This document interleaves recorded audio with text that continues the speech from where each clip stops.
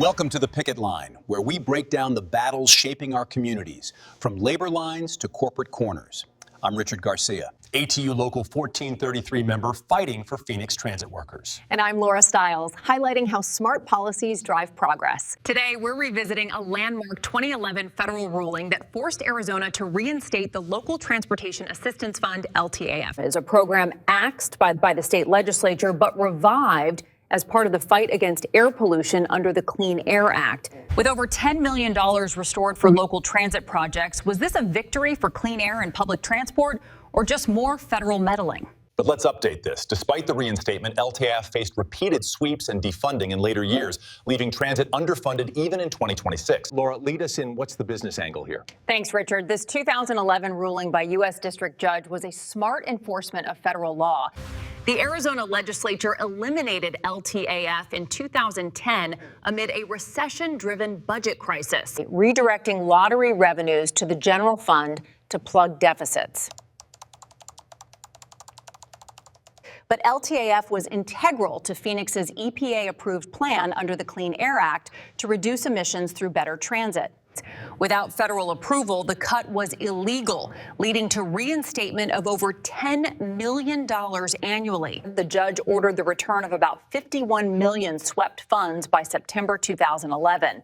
This supported efficient transit, cutting congestion and pollution, which boosts business by improving commutes and attracting eco-conscious investments. Fast forward to now, while LTAF was defunded again post-2011, swept in budgets like fiscal year 2012 and beyond. Current transit funding through sources like Highway User Revenue Fund, HURF, and Vehicle License Tax, VLT, totals over $872 million for locals in FY 2026 per ADOT estimates. Right. It's evolved, with lottery now funding other priorities, but the ruling set a precedent for stable, integrated planning that benefits the economy. Appreciate the history lesson, Laura, but let's focus on the workers and riders. As an ATU member, this ruling was a lifeline. LTAF, funded by lottery up to $20.5 million yearly, went directly to local transit for buses, routes, and jobs in places like Phoenix and rural areas. The 2010 cut hit hard during the recession, leading to service reductions that stranded low-income folks and strained our overworked drivers. The judge rightly called it out. No unilateral changes to federal air quality plans without EPA okay. But here's the rub: reinstatement was short-lived. By 2012, budgets redirected LTAF again to the general fund. In fiscal year 2026, lottery distributions hit $344 million to the state, but zero explicitly for LTAF. Instead, transit scraps come from HURF, $525 million shared, and VLT, $347 million, which aren't dedicated solely to public transport. This instability means fewer routes, job insecurity for union workers, and worse air quality. Phoenix still struggles with pollution. Federal oversight protected us once.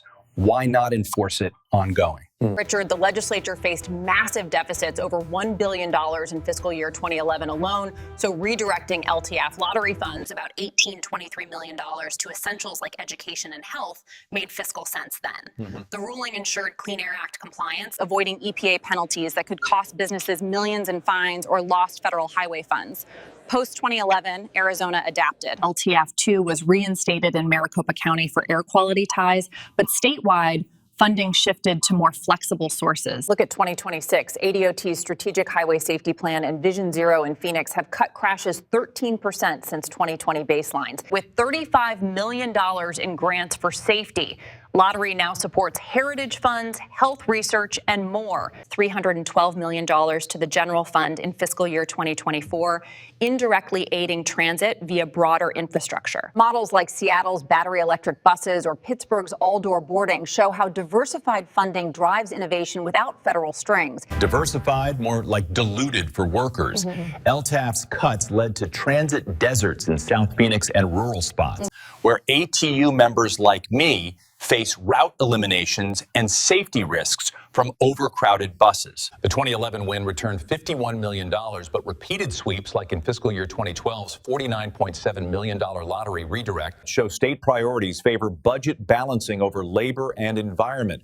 Reports from Arizona Town Hall urge full restoration for multimodal transport, yet in fiscal year 2026 budgets, no LTAF revival, Instead, $1.6 billion total state budget tricks include one-time shifts, leaving transit vulnerable. This hurts union jobs and air quality. Phoenix's emissions plan still relies on transit to meet federal standards. Federal intervention worked. We need more to hold states accountable.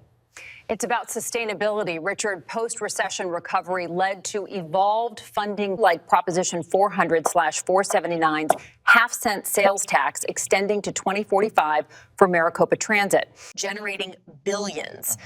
The ruling prevented chaos, but ongoing lottery reallocations, for example, to Parks Heritage at $1 million in fiscal year 2026 balance needs, with ADOT's $26 billion long-range plan through 2035. Diversified sources ensure progress without over-reliance on one fund. Balance. Workers bear the imbalance. Unstable funding means precarious jobs and poor service for riders. The 2011 ruling proved federal checks are essential. Without LTAF's full return, we're stuck in neutral. Thanks for tuning into this debate on AZ's transit funding saga. Don't forget to ring that notification bell for reminders. Whether you see it as federal protection or overreach, the fight continues in 2026 budgets. I'm Richard Garcia. And I'm Laura Stiles. Like, share, and subscribe. See you next time on The Picket Line.